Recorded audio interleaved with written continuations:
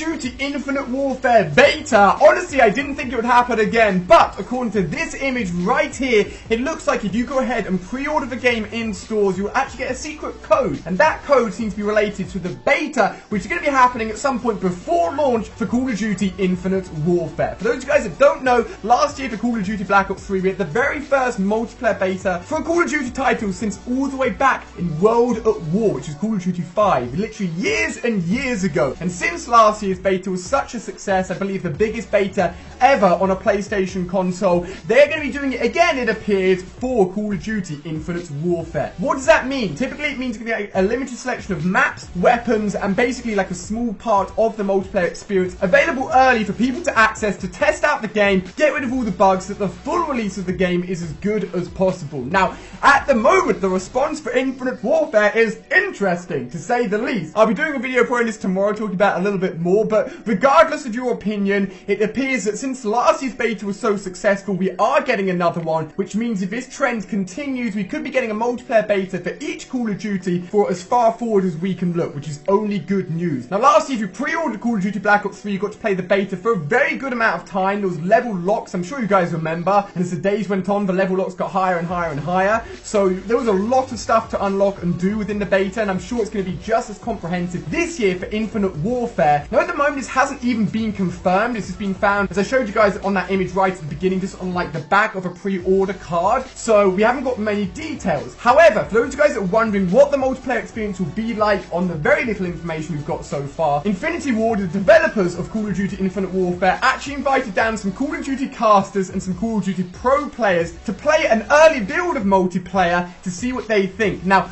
obviously, this is a very early stage, and generally, if somebody invites you to play the game early, you're not going to say it's bad, but if you have a look at some of the tweets that went out here, everybody gave it positive reviews and said, if anything, it plays very similarly to Call of Duty Black Ops 3. Now, for me, personally, I love Black Ops 3. I think it is maybe my top, if not second best Call of Duty game ever. I just love how it feels, how it plays, how consistent it is. So if anybody, especially from the pro player side, is comparing the game to Black Ops 3, that is only good news, my friends. Now, at the moment, the only way that appears to get you access to the beta is through pre-ordering the game. If you get one of those cards and on the back it has a code and it doesn't tell you what that code is for, make sure you keep it, because that code will most likely give you access to the beta once it becomes available, so do not lose it. If any other methods of getting access to the beta become available from this point onwards, leading up to when it actually happens, I will let you guys know. But last year happened around about August time, so I'd expect it to happen at a similar time this year if you want to get a little bit of an early access and an early taste of Call of Duty Infinite